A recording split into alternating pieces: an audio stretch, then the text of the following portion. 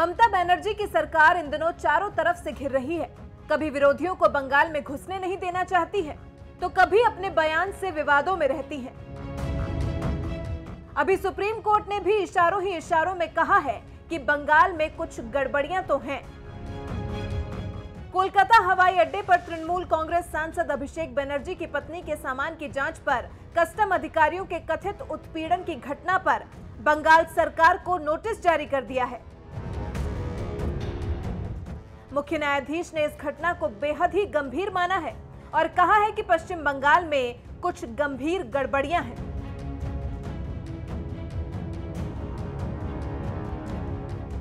उनतीस मार्च को supreme court ने कहा था कि कोलकाता में नेताजी सुभाष चंद्र बोस अंतर्राष्ट्रीय एयरपोर्ट पर कस्टम अधिकारियों को एक स्थानीय पुलिस अधिकारी ने धमकाया और उसका उत्पीड़न किया।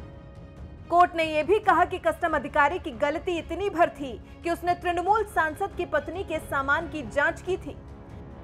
तृणमूल कांग्रेस सांसद अभिषेक बनर्जी पश्चिम बंगाल की मुख्यमंत्री ममता बनर्जी के भतीजे हैं। इधर केंद्र का आरोप है कि बंगाल में पूरी तरीके से अराजक स्थिति है। एयरपोर्ट प्रकरण वाली बात में सॉलिसिटर जनरल ने कोर्ट से कहा था कि 15-16 मार्च की रात करीब 1:10 पर दो महिलाएं इंटरनेशनल उड़ान से आईं। उसी वक्त कस्टम अधिकारियों ने उनके सामान की जांच की, जिसके बाद ही ये सारी स्थिति बनती चली गई। खबर तो यह भी है कि पासपोर्ट दिखाने की बात को लेकर कस्टम अधिकारियों के साथ उस रात एयरपोर्ट पर गाली गलौज तक की गई। आरोप यह भी है कि 15-16 मार्च की रात में कोलकाता एयरपोर्ट पर कथित रूप से 2 किलो सोने के साथ कस्टम ने अभिषेक बनर्जी की पत्नी को पकड़ा था। दूसरी तरफ अभिषेक इस बात को साजिश करार दे रहे हैं। साथ ही अभिषेक ने यह भी कहा कि 1 ग्राम सोना भी बरामद होने की बात साबित हुई तो राजनीति छोड़ दूंगा। जैसे जैसे लोकसभा चुनाव की सरगर्मी बढ़ती जा रही है, ममता बनर्जी घिरती जा रही है। ये पहली बार नहीं है, इससे पहले भी ममता बनर्जी पर कई तरह के आरोप लगते रहे हैं। भारतीय जनता पार्टी के माननीय राष्ट्रीय प्रवक्ता पूर्व केंद्रीय मंत्री सैयद शाहनवाज हुसैन साहब हैं। पार्टी के वरिष्ठ नेता राज्यसभा सांसद माननीय स्वपन दास गुप्ता जी हैं और पश्चिम बंगाल के चिर परिचित नाम और हमारी पार्टी के वरिष्ठ नेता डॉक्टर श्यामा प्रसाद मुखर्जी ट्रस्ट के डायरेक्टर अनिर्वाण गांगुली जी हैं। मेरा सादर अनुरोध है माननीय शाहनवाज जी से आप संबोधित करें। पुनः माननीय स्वपन दास गुप्ता जी जो पश्चिम बंगाल भी कल गए थे, आपको संबोधित करेंगे। पहले माननीय शाहनवाज जी। मित्रों, बहुत दिनों बाद इस देश में सूटकेस की चर्चा हो रही है। देश जानना चाहता है कि आखिर पश्चिम बंगाल की जो सरकार है वो जनता के लिए चुनी गई है या वो सरकार ममता बनर्जी जी के परिजन की रक्षा के लिए चुनी गई। पूरी सरकार एक परिवार की रक्षा में लगी है और वो सारी मर्यादाएं तोड़ी जा रही हैं जिन मर्यादाओं को इस देश के संविधान ने स्थापित किया था। हम जानते हैं कि कस्टम का एरिया ऐसा है जिस पर वहां पर जाने की इजाजत किसी भी सरकार की पुलिस को नहीं होता है। मैं खुद नागरिक उड्डयन मंत्री रहा हूं और इस विषय को अच्छे से जानता हूं और ममता जी भी भारत सरकार में मंत्री रहीं, लेकिन उनकी दुश्वारी यह है कि जब उनके परिजन एयरपोर्ट पर 7 सूटकेस लेकर आ रहे थे और उसमें जब उसकी जांच पड़ताल की गई तब उसको रोकने का काम किया गया। ममता बनर्जी जी को ये बताना चाहिए कि आखिर सूटकेस के अंदर क्या है, क्या रहस्य है सूटकेस का। पूरे देश को ये जानने का पूरा अधिकार है कि जब बैंकॉक से वो सूटकेस लेकर उनके परिजन आ रहे थे तब उसको जांच के लिए जब कस्टम की ने कहा तब वहां पुलिस पहुंच गई, उसको रोकने का काम किया और उसके अंदर कस्टम के अधिकारियों को भी टेरराइज करने का काम किया है।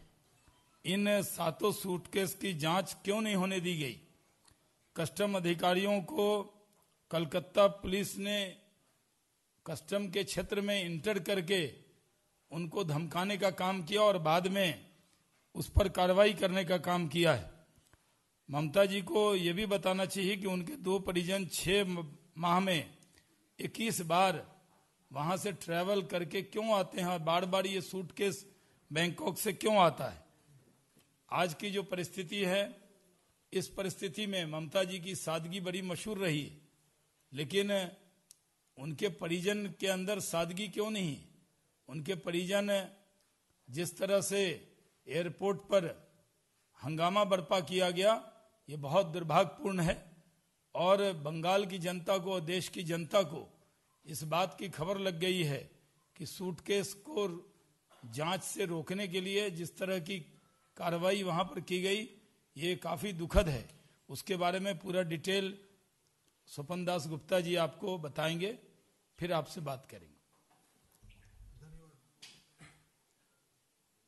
नहीं, देखिए, पश्चिम बंगाल में जैसा मैंने पहले कहा कि ये कहीं से भी परंपरा नहीं है कि जब बंगाल के एयरपोर्ट के अंदर या जहां सीआईएसएफ की ये ड्यूटी है, कोई भी व्यक्ति, चाहे पुलिस का भी व्यक्ति, वहां अंदर नहीं जा सकता, खासकर कस्टम के एरिया में।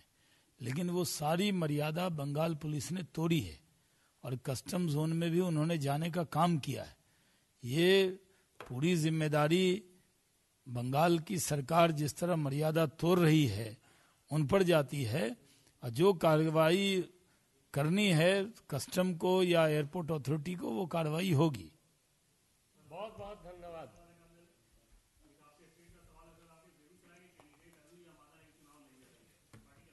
सब लोग चुनाव लड़ेंगे, कुछ लोग लड़ेंगे, कुछ लोग लड़ाएंगे, सब लोग मिलकर नरेंद्र मोदी जी को प्रधानमंत्री बनाएंगे।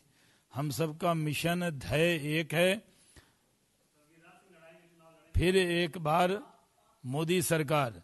इसी पर सब कार्यकर्ता काम कर रहे हैं और जिन कार्यकर्ता को जिम्मेदारी होती है चुनाव लड़ने की, जिम्मेदारी सिर्फ करीब 500 कार्यकर्ता के पास होगी और लड़वाने की जिम्मेवारी 11 करोड़ कार्यकर्ता की है।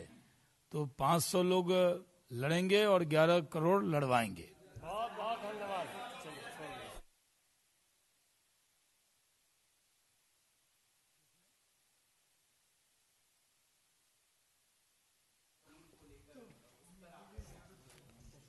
ओवैसी जी अगर प्रधानमंत्री जी पर बयान न दें तो उनकी पार्टी के लिए उनका सिंबल जितना महत्वपूर्ण है उतना भारतीय जनता पार्टी, राष्ट्रीय स्वयंसेवक संघ और प्रधानमंत्री, इनका नाम जितना ओवैसी जी रटते हैं उतना नाम हमारी पार्टी में भी हम लोग नहीं लेते। तो उनकी पूरी राजनीति, उनकी सियासत नरेंद्र मोदी जी के खिलाफ, बीजेपी के खिलाफ बोलकर ही वो अपना एक स्थान उन्होंने बनाया है।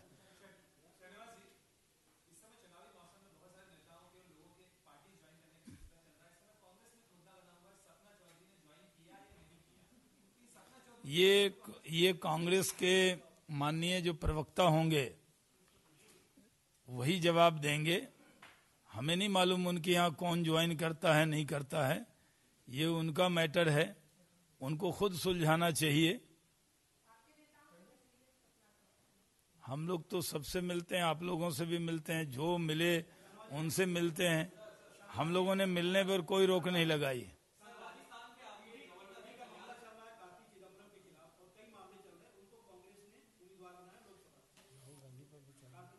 देखिए, जब राहुल गांधी जी को भी उम्मीदवार उन्होंने बनाया, कई मुकदमे उन पर भी चल रहे हैं, तो जब उनके राष्ट्रीय अध्यक्ष उम्मीदवार बने हैं तो कार्ति चिदम्बरम उम्मीदवार बनेंगे, इसमें कोई ताज्जुब की बात नहीं है। ये तो कांग्रेस में उम्मीदवार बनने में जो जेवर लगते हैं वो 2-4 मुकदमे जिस पर ज्यादा चल रहे हो वो उम्मीदवार कांग्रेस ज्यादा जोर से बनाती है। बहुत बहुत धन्यवाद सर।